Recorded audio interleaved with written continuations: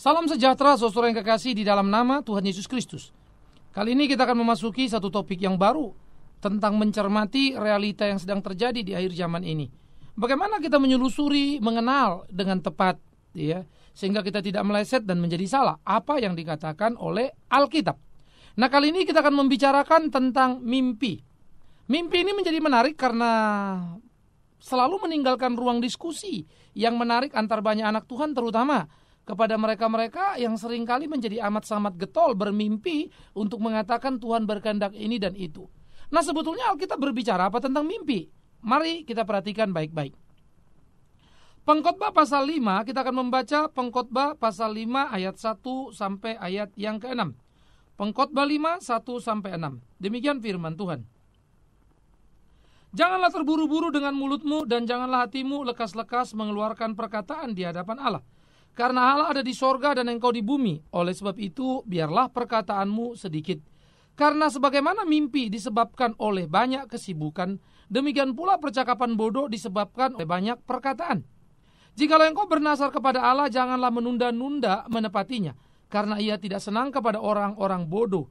Tepatilah nasarmu. Lebih baik engkau tidak bernasar daripada bernasar tetapi tidak menepatinya. Janganlah mulutmu membawa engkau ke dalam dosa, dan janganlah berkata di hadapan utusan Allah bahwa engkau khilaf. Apakah perlu Allah menjadi murka atas ucapan-ucapanmu dan merusakkan pekerjaan tanganmu? Karena sebagaimana mimpi banyak, demikian juga perkataan sia-sia banyak. Tetapi takutlah akan Allah. Nah, menarik sekali, ada dua bagian yang memang dinasihatkan oleh pengkhotbah kepada para pembacanya, yaitu supaya jangan terburu-buru mengungkapkan kata, bernasar, berjanji kepada Tuhan, tetapi kemudian tidak menepatinya. Tuhan tidak membutuhkan nazarmu. Tuhan hanya membutuhkan engkau hidup sesuai dengan kehendaknya. Tuhan tidak meminta engkau bernasar, tetapi Tuhan meminta engkau melakukan apa yang ditetapkannya. Gampangkan hidup, jangan dibikin susah. Gampangkan sederhana, jangan diribet begitu, dibikin sulit begitu. Nah, oleh karena itu lakukan apa yang harus kau lakukan, yang Tuhan tetapkan untuk kau lakukan. Sudah. Jadi jangan petantang, petenteng, gagah-gagahan mau nazar. Jangan. Oke, perhatikan baik-baik. Lakukan apa yang Tuhan katakan. Engkau tidak berdosa kan? Tapi kalau kau bernazar lalu tidak bisa melakukan, itu bahaya kan? Jadi jangan pernah mendahului apapun dalam perkataanmu yang belum tentu bisa kau lakukan. Terlalu banyak kemungkinan yang kau akan melanggarnya. Karena itu hati-hatilah. Nah, ini kita pinggir, ini soal nazar. Nah, oleh karena itu bagaimana Alkitab memperhatikan, menempatkan kita secara proporsional pada tempat kita, supaya kita tidak salah menempatkan diri, sehingga kita tidak asal bunyi begitu ya, omong anak, omong ini, tapi tidak jelas.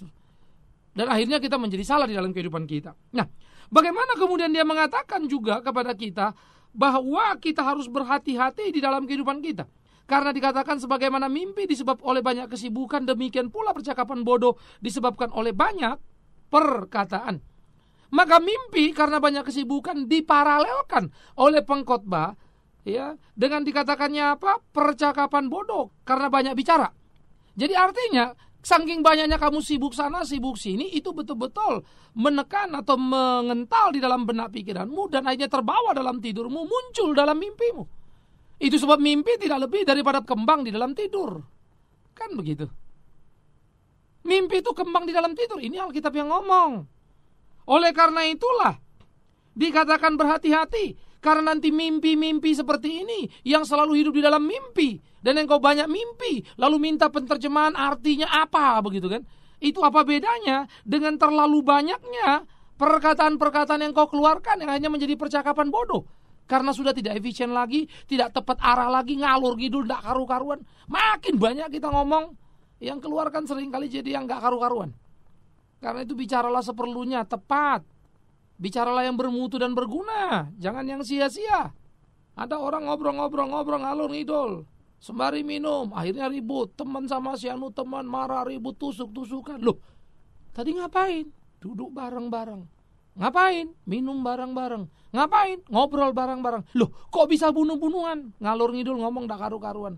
Ngomongin orang, ngomongin sana, ngomong sini, ledek-ledekan, gak kuat, gebuk-gebukan, gak puas, bunuh-bunuhan. Tragis ya? Itu ekstrimnya. Tetapi berapa banyak pula ibu-ibu yang ngerumpi-ngerumpi di kiri kanan, nenangga, ngomong gak karu-karuan, akhirnya membongkar seluruh aib Aib dirinya, aib suaminya, aib anak-anaknya, aib keluarganya. Saking banyak omong. Akhirnya orang udah tahu dia nyesel. Tapi percuma.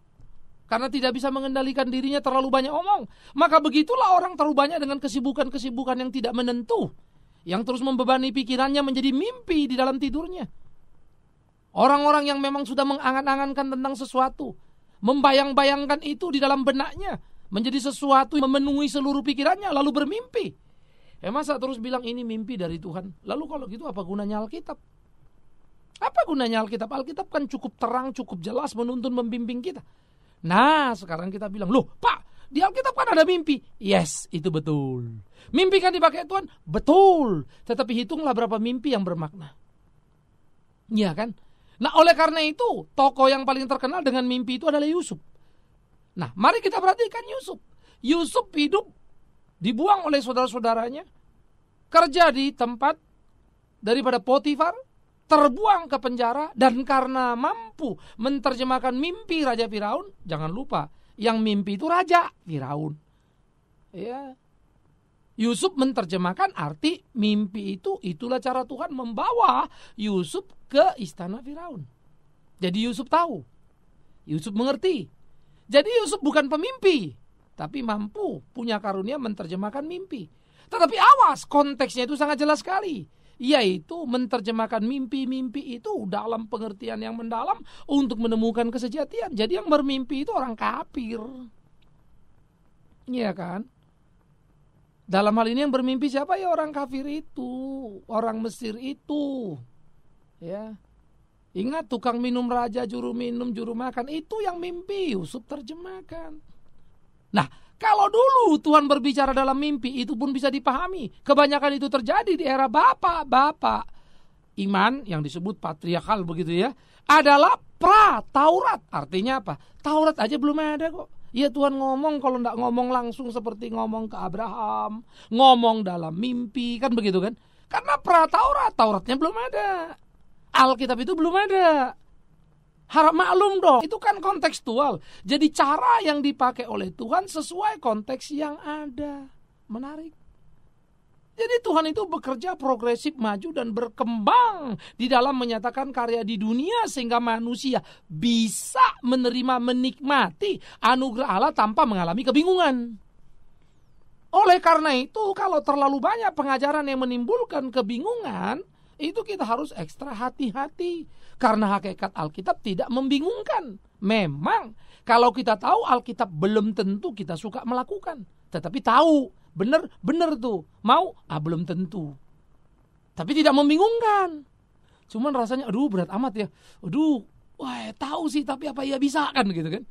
Itu. Tapi tidak bingung, ini kok begini ya. Bukan itu. Itu lain lagi. Kebingungan tidak datang dari Alkitab. Firman Tuhan sangat bisa dimengerti. Jadi harus dipahami dulu berdasarkan konteks. Di waktu yang lampau Tuhan banyak sekali memakai mimpi kepada bapak-bapak imam. Sehingga mereka bapak-bapak iman itu orang-orang yang disebut era patriarkal, pra-Musa, pra-Taurat. Tuhan membimbing, menuntun mereka dengan cara seperti itu. Ngomong, suara kedengaran. Bicara dalam mimpi. Untuk terus menuntun dan membimbing. Jadi Yusuf adalah penafsir mimpi yang jago, yang hebat. Bukan tukang mimpi yang jago. Ya, Pak Yusuf kan pernah mimpi. Waktu dia bilang bahwa ada beberapa ikatan gandum yang sujud pada dia itu, yang menggambarkan orang tua dan saudara-saudaranya. Sampai saudaranya marah. Betul. Tetapi awas. Awas dan sekali lagi awas. Mimpi itu message. Bukan tukang mimpi. Dia disebut tukang mimpi karena dia mimpi itu. Tapi kan gak ada dibilang tiap hari dia mimpi-mimpi. Cuma satu kasus itu kok. Mengerti maksudnya ya. Jadi gak tiap kali mimpi ini lagi, mimpi itu, mimpi. Lalu dari mimpi terus baru ngerti kehendak Tuhan. Hati-hati kita. Alkitab aja gak pernah begitu. Jadi perhatikan baik-baik. Jadi jangan ditambah-tambahkan kepada hal yang tidak ada. Begitu loh. Jadi konteksnya itu seperti itu. Tuhan bicara kepada Yusuf lewat mimpi bahwa Yusuf akan seperti itu. Menjadi besar dari semuanya. Dan itu memang betul. Ketika dia di Mesir, bapaknya dan saudara-saudara datang. Karena dia orang tinggi, orang hebat. Mereka kan harus sujud menyembah kepada dia. Yusuf yang tidak mau terima bapaknya begitu. Jangan begitu dong. Kan gitu ya. Jadi awas. Itu adalah satu konteks untuk mengarahkan, memberi kepada titik yang pasti. Jadi mimpi jangan diterjemahkan seenak kita, apalagi jadi tukang mimpi. Pengkhotbah bilang mimpi itu cuman apa? Disebabkan kebanyakan kesibukan. Itu aja mimpi. Ya. Jadi harus hati-hati. Lalu yang kedua, pengkhotbah juga mengatakan karena sebagaimana mimpi banyak, demikian juga perkata sia-sia banyak. Kenapa banyak mimpi? Karena banyak kesibukan you, banyak yang you mau pikirin, banyak yang you mau. Ya jadi bisa banyak mimpi. Nah, kalau kesibukanmu atau pola pikirmu atau yang memenuhi benak pikiranmu adalah soal-soal pelayanan misalnya ya, angan-anganmu soal sorga, angan-anganmu soal neraka, angan-anganmu soal pergi ke pedalaman, angan-anganmu soal penumpangan tangan, iya, itu yang memenuhi pikiranmu, nanti itu di mimpimu. Wajar sekali. Ya, wajar sekali itu. Itu lumrah. Nah, jadi di dalam bagian-bagian seperti itu kita melihat ada sebuah fakta, ada sebuah kenyataan yang terjadi di dalam kehidupan kita yang menjadi hal yang bisa kita perhatikan dengan serius sekali. Nah, itu yang harus diperhatiin baik-baik. Jadi apa yang kau pikirkan, apa yang di banyak benakmu jadi mimpi. Nah, kalau kau bicaranya soal-soal rohani, ya mimpinya rohani-rohani. Lah kalau mimpi rohani lalu kau pikir Tuhan yang bicara padamu, ya jadi lucu dong. Situ yang mikir kok. Iya kan? Situ yang mulai angan-angan kok. Soal rohani ini, soal rohani itu, kan begitu. Lalu jadi mimpi. Jangan terjemahkan mimpimu sebagai sebuah kebenaran yang lalu sejajar dengan Alkitab yang harus dipercaya setiap orang. Hati-hati dong. Iya. Hati-hati. Nah, itu sebab Paulus juga berkata, ujilah segala sesuatu, kan begitu. Jangan padamkan roh karena roh bisa berkarya. Tetapi juga jangan terima mentah-mentah ketika orang berkata ini dari Tuhan. Ujilah. Ya, itu kan 1 Tesalonika 5 kan begitu. Nah, oleh karena itu saudara yang kekasih, mimpi harus diperhatikan, dicermati baik-baik. Kenapa saya bicara ini sih? Ya, karena belakangan ini banyak orang lebih suka mendengar mimpi orang lain ketimbang baca Alkitab. Jadi aneh. Alkitabnya dong dibaca. Oh, mimpi orang didengar, diterjemahkan. Oh ya, nanti akan begini. Loh. Alkitab saja malas baca. Oh, mimpi orang diterjemahkan. Emang saudara pikir mimpi orang itu sejajar sama Alkitab? Hebat sekali. Ya, itu berarti saudara menghina Alkitab. Kita ini siapa sih? Jangan samakan diri kita dengan nabi dan rasul dong. Ya, karena itu bagi saya membingungkan sekali ketika banyak orang menempatkan dirinya sebagai nabi dan rasul masa kini, zaman ini. Fungsi nabi dan rasul tetap ada, tetapi jabatan itu ekstra diberikan kepada orang-orang yang dipercayakan Tuhan. Nabi adalah dalam perjanjian lama menubuatkan tentang Kristus. Yesus datang digenapi nubuat itu. Rasul adalah orang yang menyuarakan tentang Yesus yang sudah datang itu. Dan kita jemaat adalah yang mewarisi apa yang dikatakan nabi dan rasul. Tapi fungsi kita, fungsi kenabian, fungsi kerasulan masih jalan, yaitu menyuarakan suara kebenaran itu, menerangi tempat gelap itu, kan begitu. Maka dikatakan kita imamat yang rajani, umat pilihan Allah, yang dipanggil keluar dari kegelapan untuk memberitakan perbuatan-perbuatan besarnya. Nah, di situ status atau posisi kita sebagai nabi imam raja di dalam memainkan peran fungsi itu kuat sekali.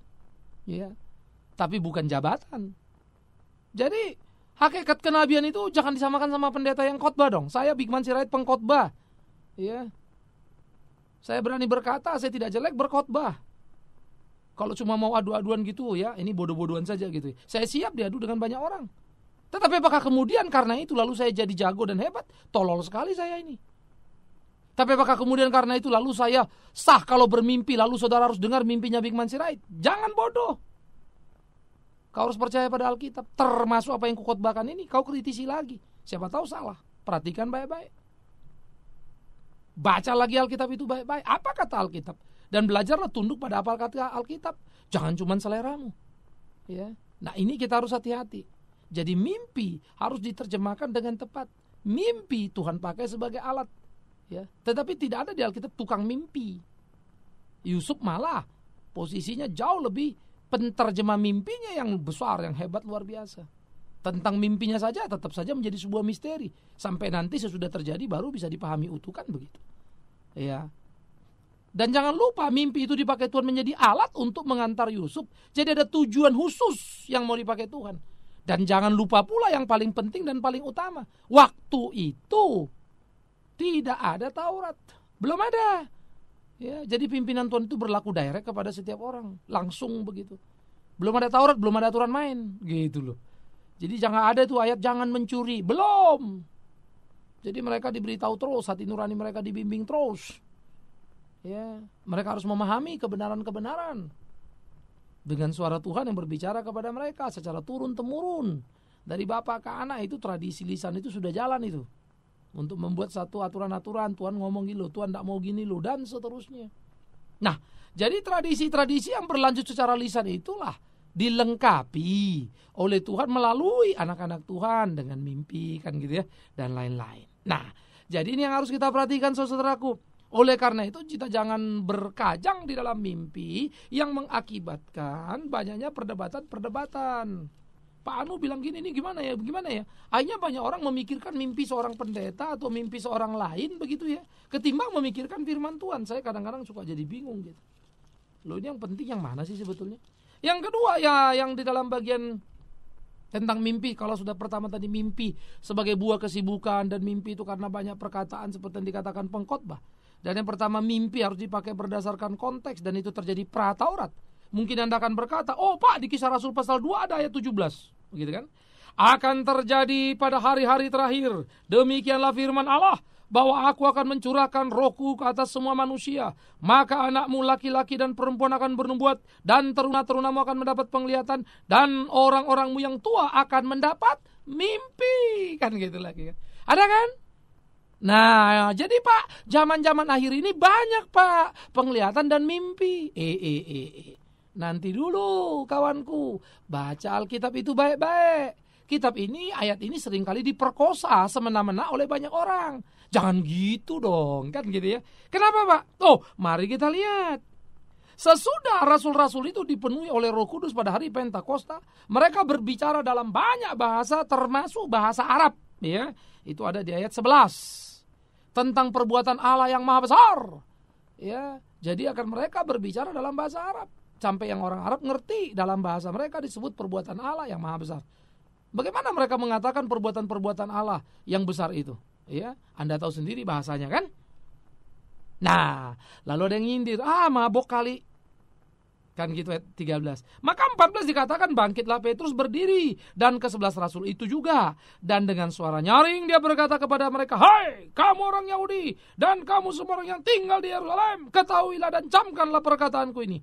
Orang-orang ini tidak mabuk seperti yang kamu sangka. Awas ya, mereka berbahasa yang baru, bahasa Pentakosta. Karena hari baru pukul 9. Tetapi itulah yang difirmankan Allah dengan perantara Nabi Yoel, yaitu ayat 17 tadi. Akan terjadi demikian pada hari-hari terakhir, firman Allah. Kan gitu. Ya, bahwa aku akan mencurahkan rohku ke atas semua manusia. Anak-anakmu, laki-laki dan perempuan bernubuat, terunamu mendapat penglihatan, dan orang-orangmu yang tua mendapat mimpi. Jadi ayat 17 merupakan penggenapan yang dinubuatkan oleh Nabi Yoel, dan penggenapannya sudah terjadi pada hari Pentakosta. Begitu loh. Ayatnya jangan dipelintir dulu. Nah, yang kedua, jangan juga terjebak bahwa akan terjadi pada hari-hari terakhir. Lalu saudara pikir hari ini. Zaman dulu pun Yesus berkata, bertobatlah karena kerajaan Allah sudah dekat. Dulu dekat, sekarang dekat, kapan dekatnya? Kan gitu kan. Nah ini penting saudara. Wah, menarik ya. Nah jadi kalau kita baca Alkitab, taat kepada ayat-ayat di Alkitab, perhatikan ayat demi ayat, nggak salah. Lalu bandingkan ke ayat lain, pasti nggak salah. Dalam 2 Timotius 3 misalnya, Paulus sudah mengatakan bahwa orang-orang yang hidup pada zaman akhir ini, dia sudah mengatakan pada Timotius di zaman dulu, karena zaman dulu merupakan zaman akhir. Loh bagaimana itu? Apa maksudnya zaman dulu merupakan zaman akhir? Gampang saja. Artinya adalah Paulus ingin bilang bahwa kita sekarang adalah manusia-manusia yang hidup di hari-hari terakhir. Artinya sesudah Yesus naik ke surga, dia akan datang kembali kan? Ya sudah, eranya terakhir. Jadi era sesudah kenaikan Yesus itu sudah hari-hari akhir. Kapan berakhirnya? Ya kita tidak tahu. Itu sudah zaman akhir. Kapan akhirnya zaman? Kita juga tidak tahu. Yang tahu cuma Bapa di surga. Kapan dia akan datang? Gampang kan? Nah, oleh karena itu ayat 17 jangan dipelintir dulu gitu loh. Kembalikan kepada proporsinya.